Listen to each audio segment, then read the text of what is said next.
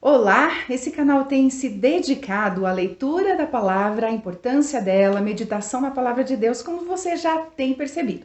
E hoje a gente está com uma visita muito especial, o pastor José Bernardo, da AME Evangelizar. E dentro da AME, um dos conceitos que tem sido passado para as pessoas que acompanham a missão é o fator Esdras. Mas eu gostaria de entender um pouquinho mais, pastor, como é que funciona isso, o que significa exatamente o fator Esdras? O Fator Extras, Angélica, é antes de tudo uma experiência pessoal minha com as escrituras, né? Lendo, estudando a vida de Esdras, que é um grande homem de Deus, é impressionante a estatura espiritual de Esdras. Eu fui muito impactado pela declaração de propósito dele, né? Então, lá no livro de Esdras, capítulo 7, versículo 10, a gente vê que Esdras colocou no seu coração, né, fazer três coisas, né? Conhecer ou estudar a palavra de Deus, os mandamentos do Senhor, praticar os mandamentos do Senhor e ensinar, né? Então essa sequência, ela se tornou muito importante. Primeiro na minha vida, eu sempre estou preocupado se eu estou estudando, praticando e ensinando as Escrituras. Depois ela se tornou também um parâmetro, um indicador da qualidade dos nossos missionários. Então passamos a ensinar os nossos missionários, olha, você tem que ter esse ciclo, igual a roda de um carro, né? Você não vai a lugar nenhum se a roda não rodar, e ela vai passando sempre no mesmo lugar. Sempre estudar a palavra de Deus, praticar e ensinar. Estudar, praticar e ensinar. Estudar, praticar e ensinar. Então esse ciclo ele vai se repetindo e ele define a qualidade do ministério do missionário. Se em qualquer momento ele interrompe esse ciclo, então ele não está fazendo um bom trabalho. Então, se ele deixa de estudar as escrituras ou se ele deixa de praticar, ele não pode saltar, ele não pode pular ali. Seria como uma engrenagem que perdesse um dente, que encavalasse e toda a máquina termina parando, né? Porque aquela engrenagem pulou um dente, saltou um degrau. E depois isso se tornou também o indicador de envolvimento com as escrituras, porque a AME não quer só distribuir a palavra de Deus, a gente não é uma publicadora que sai por aí distribuindo Bíblia, nós queremos o envolvimento das pessoas com a palavra de Deus. Como é que a gente mede esse envolvimento? Então a gente observa esse ciclo. Testemunhos que a gente gosta de ver, de ouvir, são testemunhos de adolescentes, de crianças, de jovens, né, que começaram a estudar a palavra de Deus, aprenderam a palavra de Deus, depois passaram a praticar a palavra de Deus e agora começaram também a ensinar, né? Um dos testemunhos que, inclusive, nosso departamento de comunicação gravou um filme, O Terreno Bom, um adolescente de 17 anos envolvido com crime, distribuição de drogas, chegou a ficar retido aí nas medidas disciplinares aí, e ele, quando saiu, recebeu o livro de Marcos, que é uma das nossas porções bíblicas, e ficou lá um tempo, de repente, numa situação mais difícil, ele foi e começou a ler, né? E ele contando um testemunho muito bonito, ele diz, olha, eu parei naquela parábola, naquela história, que tem os terrenos, né? E aí tem um terreno que é bom, e nesse terreno caiu ali a semente e ela frutificou. E quando eu li isso, eu disse, eu quero dar fruto, eu preciso dar fruto. Então ele começou a orar, começou a andar com o Senhor, procurou ajuda e deixou a criminalidade, deixou as drogas, começou a trabalhar, ou seja, pôs em prática essa palavra. E aí entrou em contato conosco. Como é que a gente soube dessa história? Ele entrou em contato conosco para pedir esses livros, porque agora ele queria distribuir esses livros para outras pessoas. Esse é o ciclo, né? Ele aprendeu, praticou, né? E agora estava procurando ensinar a outras pessoas. Então é isso que nós queremos ver. Por isso o Fator Esdras é tão importante. A gente batizou de Fator Esdras e ele se tornou importante. É importante na minha vida, na vida dos nossos missionários e também das pessoas que a gente evangeliza. Joia. Eu vejo que as pessoas, no geral, elas têm um descompromisso muito grande com a leitura da palavra e a prática e e, consequentemente, com o ensino da palavra. Então, o que a gente podia fazer para animar os nossos, né, ouvintes, as pessoas que estão ali, a que elas perseverem? Tem alguma coisa, alguma ideia do que fazer? Como começar? Como se engajar na leitura e na meditação?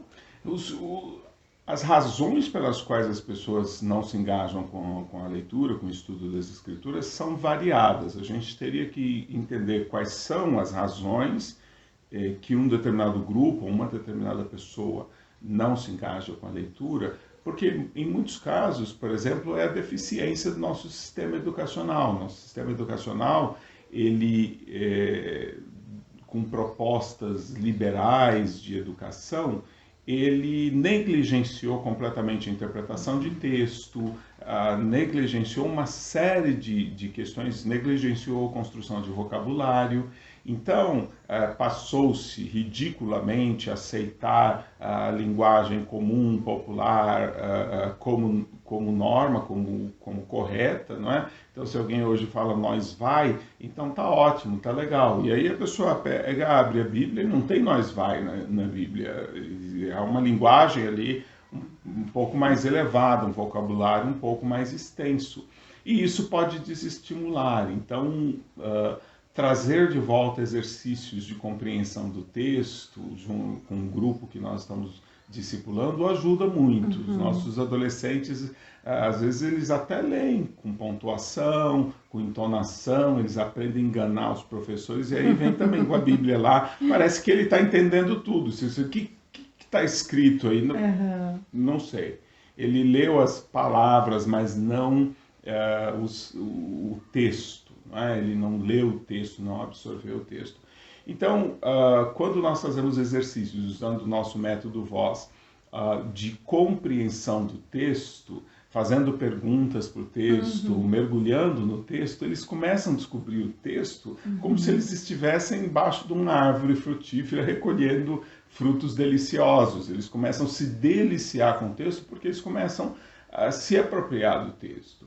Então, você tem muitos problemas relacionados com o que a gente chama de terceira oralidade, ou seja, a dificuldade que as pessoas têm para ler hoje, porque elas preferem vídeo, porque elas preferem... Agora, o vídeo, ele não estimula o pensamento, ele não estimula esse processo de pensamento que vai levar à fé. A fé exige pensar, a fé exige esse questionamento, exige esse entendimento que o vídeo não fornece. Então nós temos o Evangelho de Marcos, o Lumo, um dos nossos materiais para evangelização, o Evangelho de Marcos todo filmado.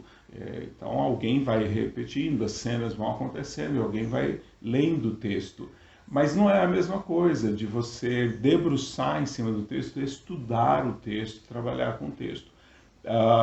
Não produz o mesmo efeito. Ele pode auxiliar, mas ele não é um substitutivo, é preciso a pessoa mergulhar no texto. Esse é um dos problemas. Há outros problemas. A questão, por exemplo, mais profunda e complicada é a questão de fé, né?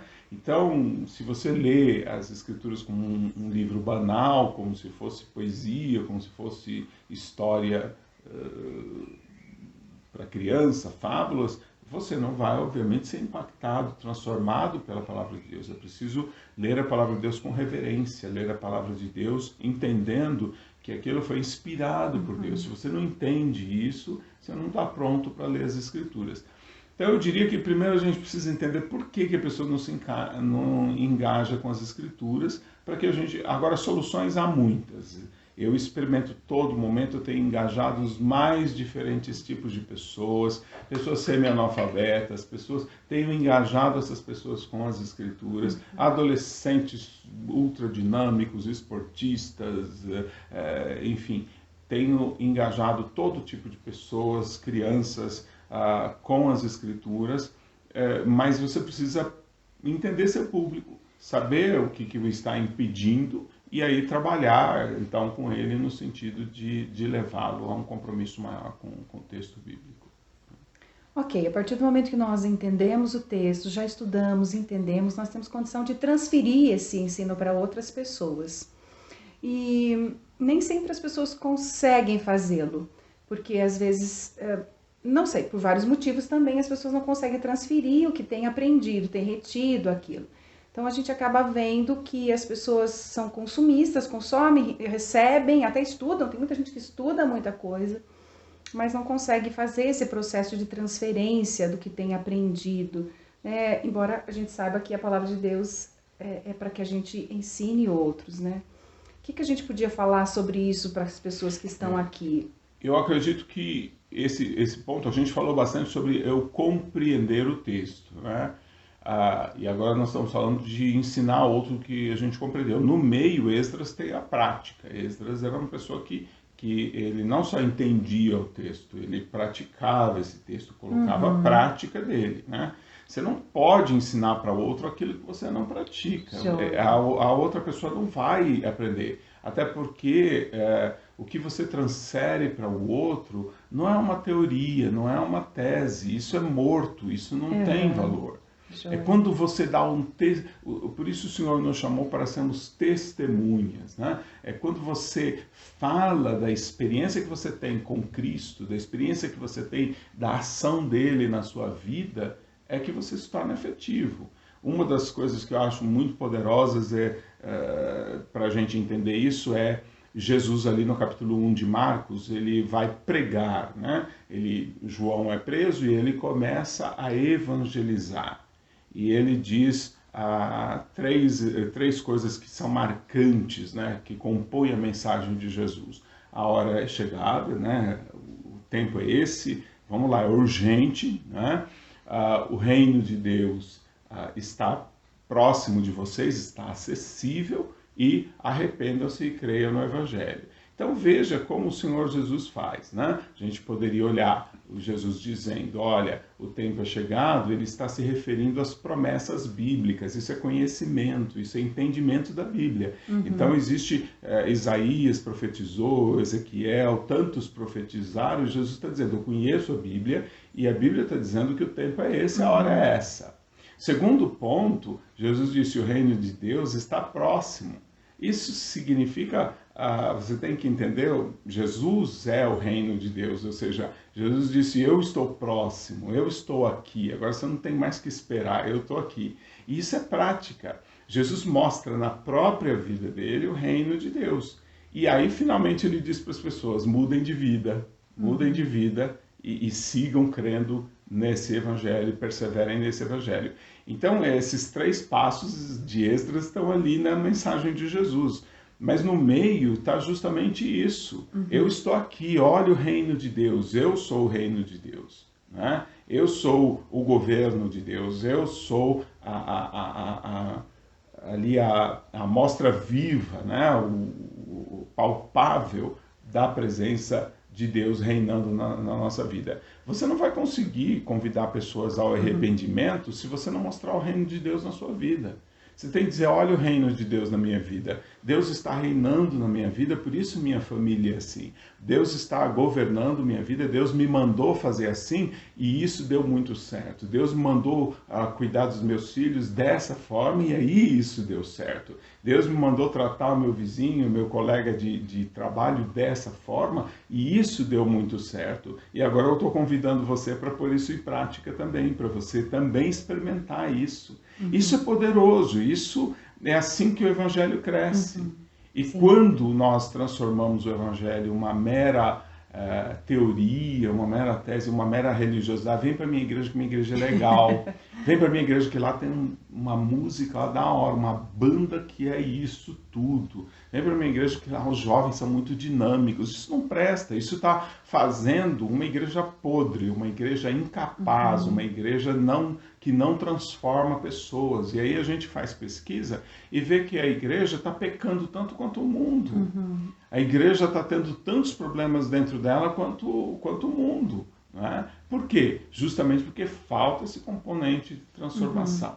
Então, basicamente, antes da gente conseguir engajar uma pessoa de fora na prática da palavra de Deus, nós precisamos praticar. Sim. Antes de eu começar a ensinar o outro, eu preciso estar praticando. Isso não quer dizer que eu vou ser perfeito antes de começar a evangelizar, porque senão não vai evangelizar nunca. Eu ainda tenho anos tentando e ainda tem muita coisa para eu melhorar. Mas aquilo que é possível, né? Aquilo que eu já acertei, eu já posso ensinar para outra pessoa. Quer dizer que é impossível a gente levar alguém à prática das Escrituras ou ensinar alguém se a gente mesmo não aplica as Escrituras, né? Exatamente. Lê as Escrituras para praticá-la e então ter condições de transferir para outra pessoa aquilo que a gente está vivenciando com o poder, né? De transformação na nossa vida. E aí, Angélica, se você ou qualquer um dos nossos espectadores conhece um pouquinho mais da questão teológica, vai entender o que eu vou dizer agora. Se a igreja, desde o século XVI, desde a Reforma Protestante, ela seguia por uma teologia sistemática, ou uma teologia propositiva. Significa que as pessoas leem a Bíblia para formar doutrinas, leem a Bíblia para formar dogmas. Aí fica escreve uns livros desse tamanho, cheios dos dogmas. Eu li a Bíblia e aí tem esse dogma, tem esse dogma, tem esse dogma. E isso ficou tão forte na igreja protestante que os seminários é como se não existisse outro tipo de teologia, outro tipo de leitura da Bíblia. Somente recentemente, bem recentemente, coisa da última década, começou a se falar mais sobre teologia bíblica. A teologia bíblica é uma teologia que não é proposicional, ela não lê a Bíblia para formar doutrinas, ela não fica combinando versículos, ela lê um texto e diz o que tem aqui para eu praticar, e vai atrás de praticar esse texto. Então, enquanto a gente não vencer esse vício da teologia proposicional na igreja e levar a igreja a uma teologia bíblica, a uma teologia prática, nós vamos continuar tendo muita dificuldade com os crentes, porque os crentes se viciam de ver pregadores subirem no púlpito para expor uma doutrina. Você tem que subir no púlpito para falar da vida das pessoas, de mostrar o que tem que mudar, o que tem que ser transformado, e insistir com elas. Na semana seguinte, vocês lembram que eu preguei na semana passada? Vocês puseram em prática? Né? Eu tenho dito aos pastores da minha igreja, assim, se você vai pregar 1 hora, reserva meia hora para explicar como as pessoas vão praticar o texto. Dá uma lista para elas, não sobe no púlpito sem uma lista de tarefas que as pessoas vão fazer. Segunda-feira você vai fazer isso, terça-feira você vai fazer aquilo, então vou pregar sobre perdão, então trabalha no final da pregação. Se você tem alguma pessoa que você está brigado, alguma pessoa que você discutiu, algum parente, marca o nome dela aí. Agora, que dia que você vai conversar com ela e dizer que você a perdoa?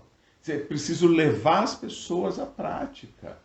Né? Porque senão não adianta. Eu subo e fico falando sobre o amor de Deus, o poder de Deus, a soberania de Deus, mas não levo isso para a vida cotidiana das pessoas. Aí não há transformação. Não né? há. Ler a Bíblia para praticar a Bíblia, então ensiná-la a partir disso.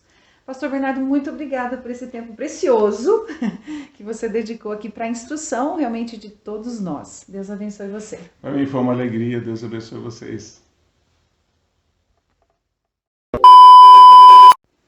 Então, nós estamos aqui hoje para falar sobre a leitura da Bíblia. Estou com um convidado muito especial, pastor José Bernardo. Só que não.